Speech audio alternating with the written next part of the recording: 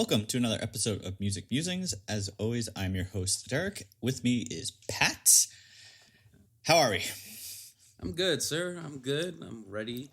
Wonderful day. I've been listening to a lot of the mid 2000s. I've been feeling nostalgic lately, and I've been listening to the like pop music such as Britney Spears, Christina Aguilera, Timberlake, Rihanna. Like I don't know why I just been missing like 2000s.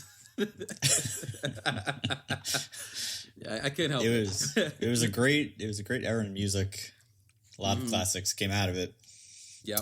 A lot of interesting, weird things also came out of it. That's true.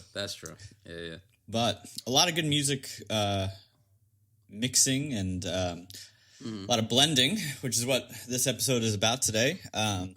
Genre blending. So why don't you introduce this to us today, Pat? What are we going to be discussing today? All right. So it has been a topic that's been on my mind for a while. So when we talk about genres, and genre blending, obviously we think genre is just a set of music within like habits, such as, song structure. It could be rhythm, it could be instruments, it could be melodies, it could be all these different things, BPM, et cetera, et cetera. And I think some people think that these are hard borders, that you have to fit these lines.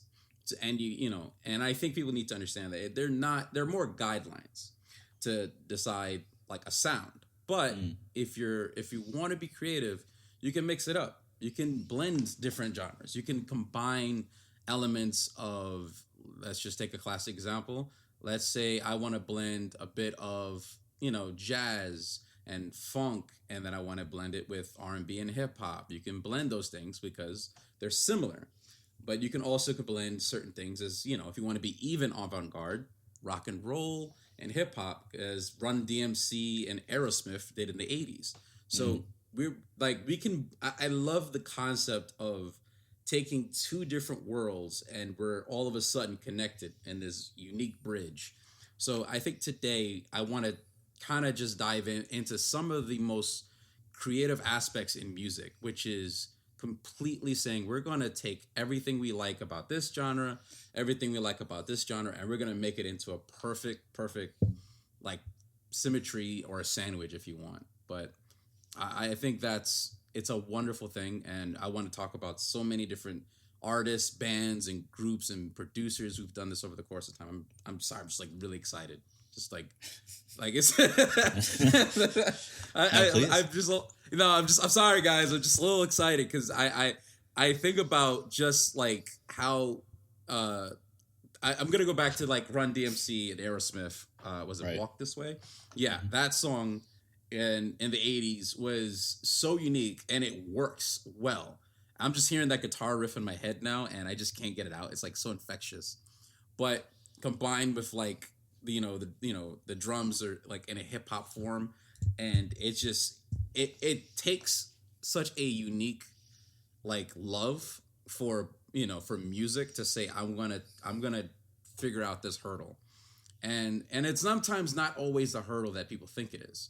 You can have something as the drums, as we'll get to in a little bit, that can kind of give it a different feel. And I love that with music it's so much about what you want to do with it. So I wanted to kind of hand it over to the drummer expert here. And sure. Oh, man, come on. 5 times college. 5 times college. Yeah, no, I think a lot of what you said there is insightful, especially around, the structure of when we're blending these genres. There's a lot of different rhythmic patterns that artists choose from, and it doesn't always have to be acoustic drums. It could be, electronic drums, beats you make up on the computer or however you want to do it. But there's certain patterns that I think are kind of like standards that you can use to elicit certain kinds of emotions, or if you're trying to make like a dance song, there's certain beats or rhythms you want to follow. I'll talk about a couple of them. There's, endless amounts. But some of the biggest ones that I think are really important and have been used for a very long time. First one, a lot of people say it's 4 on the floor. You might hear that every now and then. It's a very popular driving rhythm that uses it's 4 on the floor, and they call it that because back in like the early 20s, 30s, when swing music was popular, they would say 4 on the floor, which really just meant the bass drum, which is the largest drum in a drum kit, is usually on the floor when it's part of a drum set. And they would say 4 on the floor because it's literally just 4 beats for every measure. So really, it's a constant pulsing beat that gets people dancing. And it was very popular for swing music because when you're playing swing music, people want to dance. And that still applies today. It's still used in, EDM music all the time, dance music. And it's just a very driving, simple beat that just gets people moving, gets people dancing. Right. Yeah. And it was used a lot also in like, disco and all that, because again, it's like the purpose was to get people on the dance floor to dance. And this is an easy way to do that. So that's just one of the, standard beats. I think another one is like your common or your standard swing rhythm, which is built off of like the jazz rhythm. It's just a little bit more up-tempo, faster. And it's a little bit more simplistic. It's not as complicated as maybe jazz ride patterns. And when I say ride patterns, I mean the ride symbol, like what you're playing on that might be. But again, swing music, generally, the purpose was to get people moving, get people dancing. And swing music was very high energy. So usually people would be up and about doing these wild dances because the music was so up-tempo. Usually, like, swing music was right around, 150 BPM and faster. So, people are really moving with swing music. That's really fast. It's not like your nice, little waltz dance you're doing. You're doing some stuff. Yeah. And then that's workout. That evolved into, trap music. You got the trap hi-hats, your 808s, which is more of a sound, but there's certain types of beats that kind of work best with, depending on what's the genre you're working with. So I'm not too familiar with like the trap hi-hat patterns. I just know it's usually there's these little breaks that are very quick, hits on the hi-hat. And I don't know, generally it's used to kind of emphasize a certain rhythm within those songs. But I'm not too familiar with it. I don't know if you're probably more the expert there. I'm trying to explain it in a way because I'm a visual. I'm thinking about how I would set them up, but you're not wrong. Like, you're actually very close. They're so like it depends on, like, let's just see modern trap music would be they would keep the hi-hats very close and then like kind of like stacked and then spread them out. Like there's that little space in between, but they're usually stacked together. But you're right to emphasis on a rhythm. And I'm sorry, I'm just seeing it in my head. But yeah, you're right. That's pretty much what it is in terms of like rhythm. And I love that you mentioned like disco. And as someone who's house music guy and electronic music, that even though it, like let's use Daft Punk, for example, like disco and like certain music gave birth to the house music sound, if you want to say anything. But that's why it's like so easy for them to bring. That's why it feels like a natural connection between like when they use samples of disco, like bands and stuff like that, and then they mix it with like synths and electronic sounds. It just works so well together. And it's just like, but you're right. There's like that. Then we go back to the natural rhythm versus like acoustic versus electronic or, synthetic, is when you have like that type of sound, such as like let's say it's like a good bass or a guitar and it's like acoustic.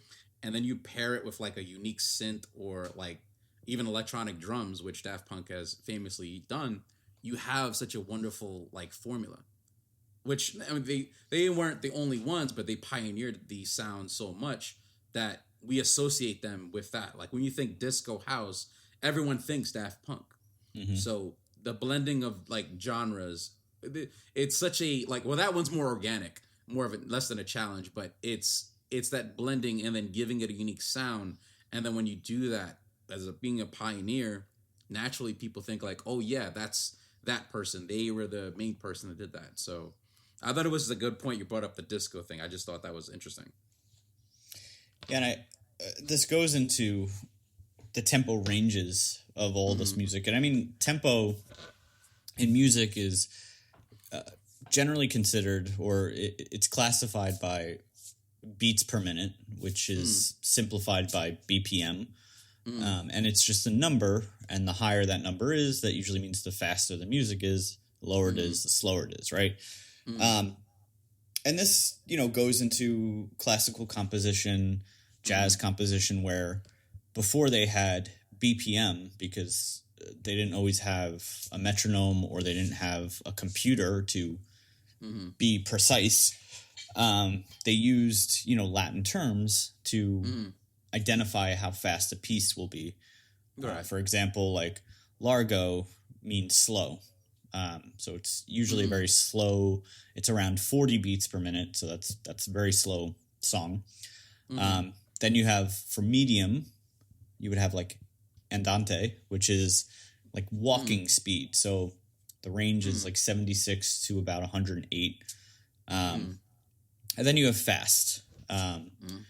Presto, which is like very, very fast. It's 168 to like 200 beats per minute. Wow. Usually that's like, uptown, what am I saying? Upbeat swing. Right. It's very fast. But these are the terms that they would use before, computers or metronomes. Yeah, go ahead.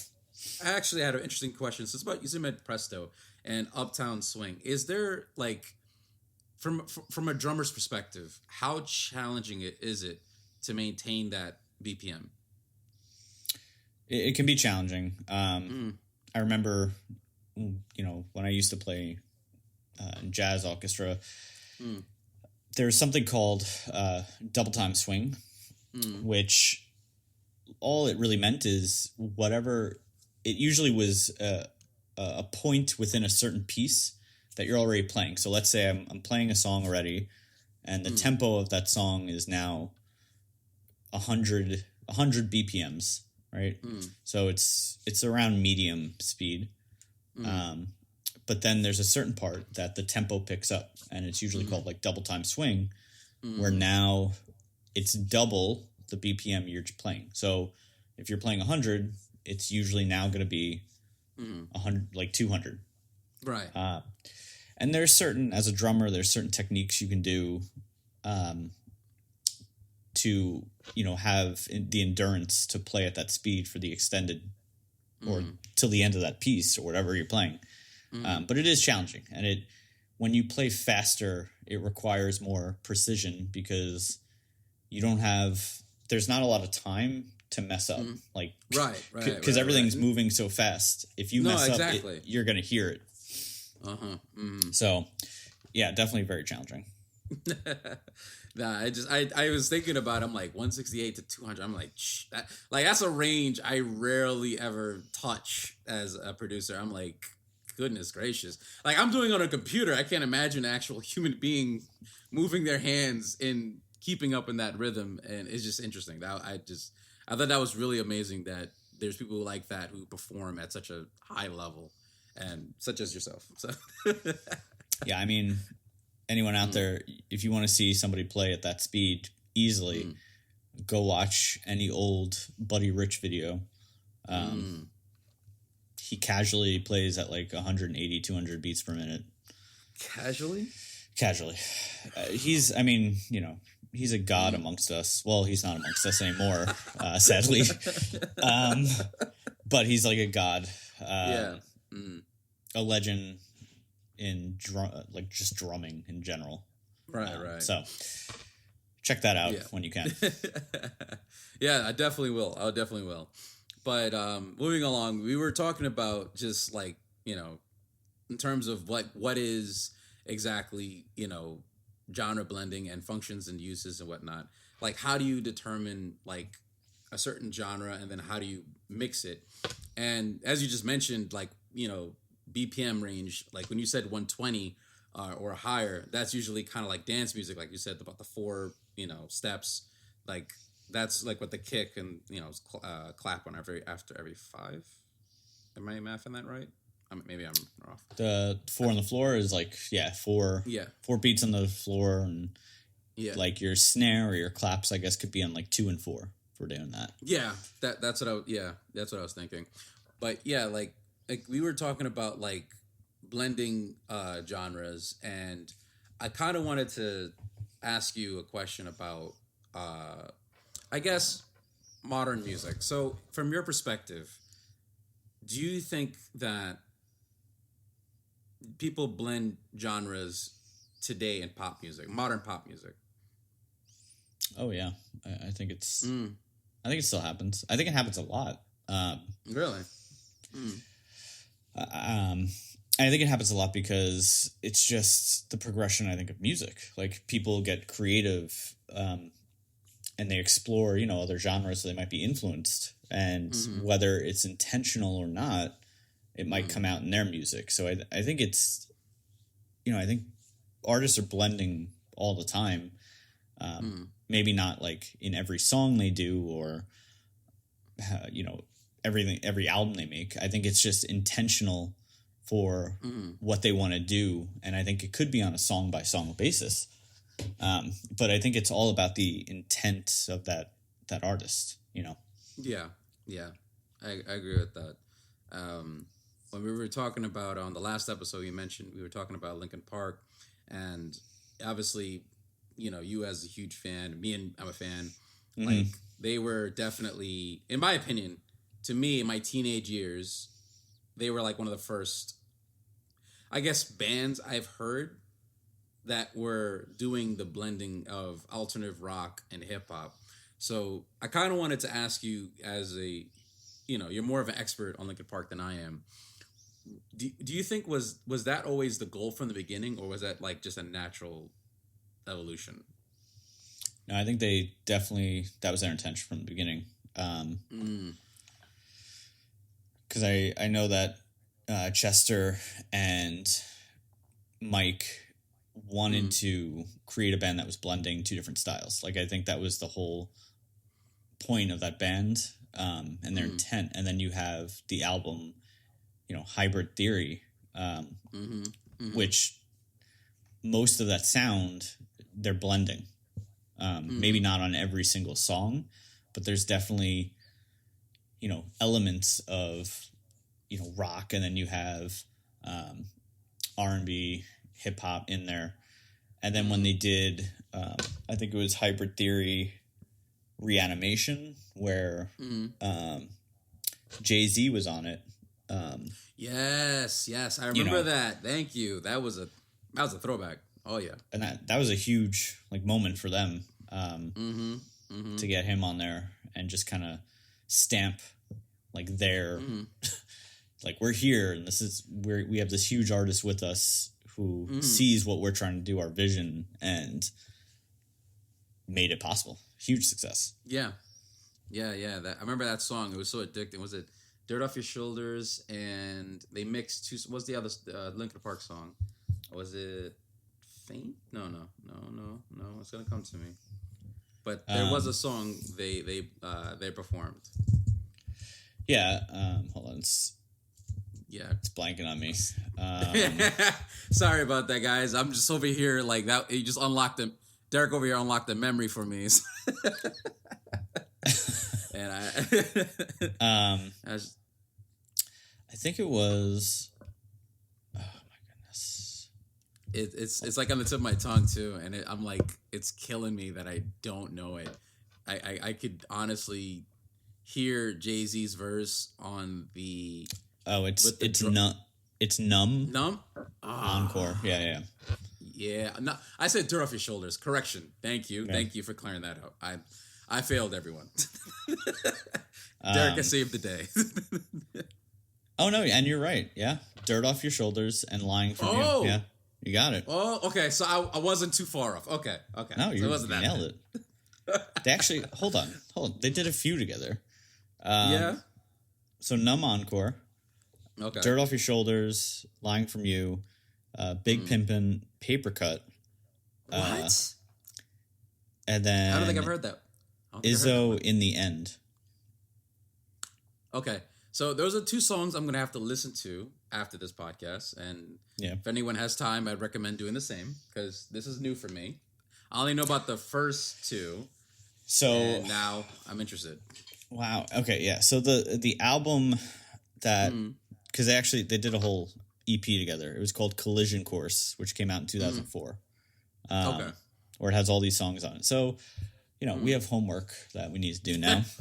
Yes, we do. I'm excited, actually.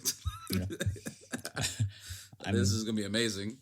Disappointed in myself that I didn't even know about this. Me too. But Me too. Here we are. Yeah. Now it's a little present. You get a present to experience. Teenage Derek and teenage Pat get to relive it again. And maybe everyone else too. Yeah. If you haven't heard it, go listen to it. I'm sure it's going to be great. Yeah. I'm excited. I'm very excited. But yeah, let's but other than Linkin Park and obviously Jay-Z helping out the blending of genres and whatnot, let's go into some more, modern people like Billie Eilish, which I only have the sad ballads of Billie Eilish in my my personal rotation, but I always admired her, like her pop sound. Maybe it's just the producer. It's a brother. Is that correct? Her brother is the producer. Yeah, like his ability to not use as many sounds, but use the right sounds, and they fit such a wonderful, like they give such a perfect pocket for Billie to sing in, and I think it's like really interesting that like there's a little bit of electronic music, there's a little bit of like it's always personal and intimate, but it's never enough to make you comfortable, which is very very which is on brand for her music, and I thought that was like fascinating. What do you think about her music? So I think she is a very talented vocalist, and I think she's a great lyricist, and I think her brother is a fantastic producer, who, like you said, found kind of her niche, like in music, so that she could really be highlighted as the vocalist. And I'm sure they work together on, the music, but I think he takes the big chunk of, making the music and producing it. And I think he has his own talent there as well. That should not be overlooked. So, I think her music overall it's very dark, but it kind of blends with that pop alternative sound mixed with like electronic. So it's a very unique sound that she has, which is very identifiable. If you're listening to her anywhere, you will probably be like, oh, that's Billie Eilish. I know who that is. Right. Exactly. I always just appreciate that. No, you're right. Like I always appreciate it always feels like an absolute crafted like song or theme. To me, it's like I'm listening to like certain songs, and I'm kind of, as we talked about in the last episode, I can't help but deconstruct certain songs. The producer in me can't. It's hard to unwire that. But when I listen to it, I'm like, there's not a thing I would do differently when I hear it. Right. And I'm like, it's such a great blending of like pop, electronic sounds and alternative, especially. And like, you're right, it represents her 100%. And she is, her and her, her brother and her team, they're doing such a great job of showing like you can take risk and it can also pay off. Mm-hmm. Yeah. No, I think she has taken, I don't want to say significant risk, but like by blending all of this when she first came out, like no one knew about her. And I think, correct me if I'm wrong, didn't she get popular because of some social media? Like I think somebody saw her on, it was like a reel on TikTok or something. And it was her voice and how she was singing. And I think that's how she got her start. Okay. I don't think it was like the typical way of which people get started. Yeah. And I think you're right that I remember seeing, I'm trying to think in my head, like certain TikToks that were using her music. Oh. So, no, it was through SoundCloud. She made a song, Ocean Eyes, in 2015 that went viral on SoundCloud.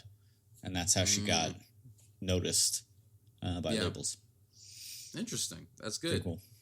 That's pretty interesting. Shout out to SoundCloud. Definitely. For the 2010s, they were a game changer because it allowed artists, bands, and groups to get a faster way to get their music to their fans and develop a bit of a following or a momentum. So I agree. So that's really cool that she definitely got her rise to fame. And when I think that sound, and I think now if you just mentioned those things and mix them together, I'm gonna think Billie Eilish. So it pays to be someone willing to take risks and avant-garde type like bets on themselves and their careers and their sound. And now it's like you can't not give them their credit because they made it popular or they made it more mainstream. So I think that's really, really interesting and that's really cool of them. But yeah, so I want to kind of just ask you one more last question before we move on to the next segment. If you had to say the easiest genres to blend from your perspective, what would be the pairing? That's a loaded question. I'm sorry, guys. That is a loaded question. I apologize. The easiest genres to blend. I would say probably like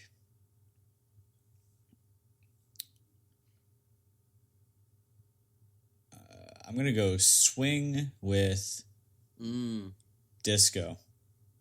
Disco. Okay. Similar tempos. Similar primary beats. Yeah, I can see that. Instrumentation is different, but I don't think it'd be hard to blend disco and swing. And actually, I think it's been done pretty easily. Yeah. So, yeah, I'm gonna go with that. I'm gonna stay with that. Disco and swing. How about you? Throw it back on me. See, I had mines, and but I'm trying not to use my default answer. Ironically, I was gonna say disco and electronic music, but that's just me. Mainly because you get the blending of what you already know is a formula that's designed to work. Disco is already it's such a wonderful music genre that I will never let go, which is one of the core reasons why I love the 70s. But I will say that, but pairing that with modern electronic music, it just does so well because it's like I know it's gonna get weird for a second. It sounds like it's like a peanut butter and jelly. Okay, it works. You can't deny it just works because you have a sound that's familiar. You have soulful vocals, or like the drums are like, very live and awake, and you have like synths and, or a modern type electronic sounding piano or instrument, and it works so wonderfully together to me. And like we mentioned before about Daft Punk, the classic song "One More Time," it works for a reason. So I think that right there is, I think that's my go-to. That's my go-to personally. So it's ironic we both had disco in mind. Mm-hmm. It's a very compatible genre. It is. It is. Yeah. Unless you're doing like disco and hardcore, then I can't really see that working. And if there's a band out there that does it, please send me to musicmusicspodcast@gmail.com. Yes, I would love to review your music. I would love to, and if it's great, I will give you shout outs. I will definitely just for the courage to do that in the first place. Yeah. Love it. Want to hear it. Yeah. So yeah, go ahead. No, I was gonna say, you want to take the next one? Do we go to discuss the next segment? Sure. So I think talking now about genre blending, what does it do to the listeners, right? So it's not just about changing the music, it also changes the audience that you're making that music for. Right. And just thinking about that, because that makes sense. I mean, if somebody's very, interested in one genre of music, and now you're blending your music you started with another genre, you might lose that listener, or you might keep them, and now they're kind of expanding what they listen to. So it's thinking about, who shows up for the beat, who shows up for the melody, like who listens because of that. And not everybody's taste is going to agree with what you're trying to create. So that's interesting. And going back to like, I'm thinking of, Linkin Park again. I'm sure they probably lost some listeners because they weren't 100% like, oh, we're just straight up alternative rock or whatever. We also incorporate elements of like hip hop. They probably lost listeners because of that. So that's interesting. Yeah. What are your thoughts? The funny thing is, since we were talking, I was talking about nostalgia. And you said that like certain like blending like works. I had the song Nelly, and in the early 2000s, Nelly was like mixing hip hop and country, and at the time it was such a left field thing, but it worked. And is it Tim McGraw, the song Over and Over Again? Is that what I'm thinking of? Yeah. And it was such a, like, I mean, someone like me who doesn't listen to country as much, but when I heard that, I was like, this blends so smooth that I'm like, maybe I should give country a try. Maybe I should listen to some more of Tim McGraw's music. If I'm pronouncing his name wrong, I don't know. But I think that's it. You never know. But we'll find out. Someone will correct us. Yeah. But now I'm like, this is like, oh, this is cool. Like I can listen to that. Okay, cool. Like now I'm interested in listening to country. And I think, I don't know if this is true about the modern artist today, Shabuzi, who does that. Like, I don't know if he got his inspiration from that, but he does that today. Like, so certain people took risk and experimented in the past that I think gave birth to some of people who were like, no, that's my sound. I am country, but I add elements of hip hop and R&B to the sound. And I don't want to speak for Shabuzi, but that's their sound or his sound. And it works so well together. Like it's infectious. Now I'm like, well, maybe I should give country a try because this is actually kind of cool. So I do remember. I do remember the Nelly country blending there. I did not partake or like in that blending. You did? Not to say it was bad. I just was not into it. I think it was just, for me, it was too different. And I just like, I could not get into it. I couldn't. And nothing against country music. Nothing against I just could not get into it. Couldn't do it. That's fair. That's understandable. I get it. It was a bit of a shock. I remember seeing like, oh, Nelly and this country single he has. And I'm like, what? Like, is that's the same sentence you just said? Yeah, exactly. Like that was to me, I was like, what? Like, are you sure? I'm thinking it must have been a different person. And I was like, oh no, that's Nelly. But you know that's pretty. Yeah. Kudos to him for doing it. All right. Yeah. Like, try something new. Yeah, especially like trying something new and doing such a, well, for my opinion, you did a good job. I know you're not a fan, but I'm not. Nothing's wrong with that. Nothing. I'm not saying anything's wrong with that because it was definitely different and it wasn't a sound I was used to. But I was like, I heard something familiar and I was like, I'll give it a shot. I'll try. But but I respect that people take the leap of faith with their sound. But, yeah. So let's wrap it up here. I guess we're at wrap up. Let's wrap it up. Okay.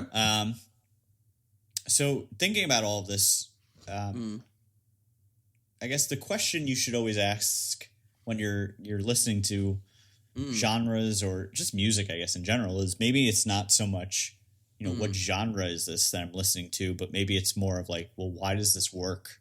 This song I'm listening to.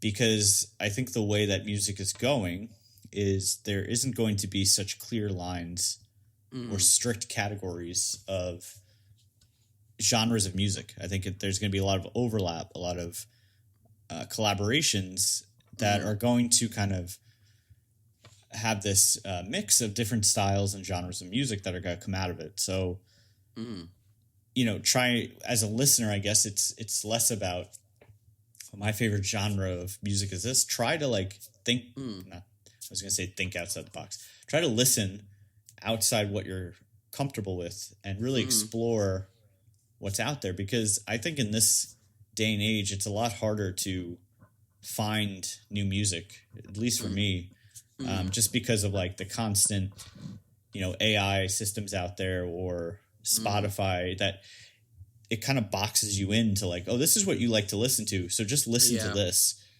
You have to really go out there, search, talk to people about what they're listening to find maybe stuff you're not familiar with and see what artists are doing. Because everybody's blending nowadays. It's just, that's what everybody does. Yes. To add on to that, you are absolutely correct. It's so sad that the algorithm tries to, they kind of keep you boxed in and they try to like keep you, oh, you like this. We'll just keep feeding you artists and bands that sound exactly the same. And you're right. And sometimes we get too comfortable, but you're right. Just once in a while, just take a listen to something a little bit outside of like a new band or new artist or maybe upcoming or a band you've heard about, but you never really tried or, I think you're right that it's good to try to experiment musically. Definitely musically. Yeah, absolutely. Yeah. You gotta expand it out there. Yeah, absolutely. All right. Well, I guess that's all for this episode. Yep. And thank you for listening, as always. And stay tuned for our next episode. Later. Take care, everyone. Take care. Thank you for listening to today's podcast. If you have an idea for an intro or an outro that we could play on our show, please send to musicmusingspodcast@gmail.com. If you have any questions, comments, or ideas, please email us at musicmusingspodcast@gmail.com.